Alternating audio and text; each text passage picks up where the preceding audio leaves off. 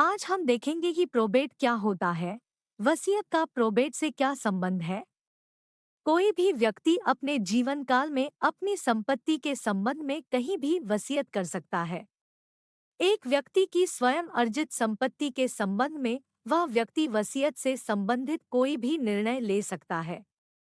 यह भी जरूरी नहीं है कि वसीयत किसी ब्लड रिलेशन में ही की जाए।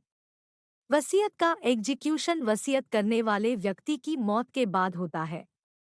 यदि वसीयत करने वाले व्यक्ति की मौत हो गई है, तब जिस व्यक्ति के हित में वसीयत की गई है, वह वसीयत के एग्जीक्यूशन का दावा कर सकता है।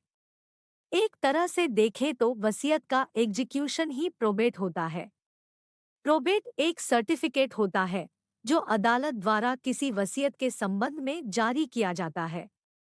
एक तरह का ऑर्डर होता है जिसमें अदालत किसी वसीयत के एग्जीक्यूशन के संबंध में घोषणा करती है।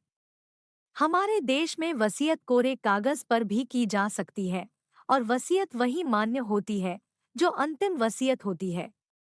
अंतिम वसीयत उस वसीयत को कहा जाता है जो वसीयत करने वाले व्यक्ति की मौत से ठीक पहले की है।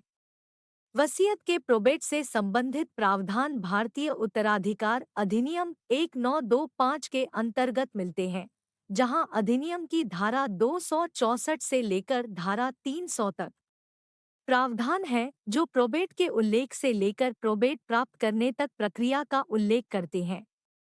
प्रोबेट कैसे प्राप्त होता है? प्रोबेट प्राप्त करने का दावा वह व्यक्ति कर सकता है जिसके हित में वसीयत लिखी गई है। ऐसा व्यक्ति एक व्यक्ति भी हो सकता है एवं अनेक व्यक्ति भी हो सकते हैं। प्रोबेट प्राप्त करने का आवेदन भारतीय उत्तराधिकार अधिनियम की धारा 276 के अंतर्गत करना होता है।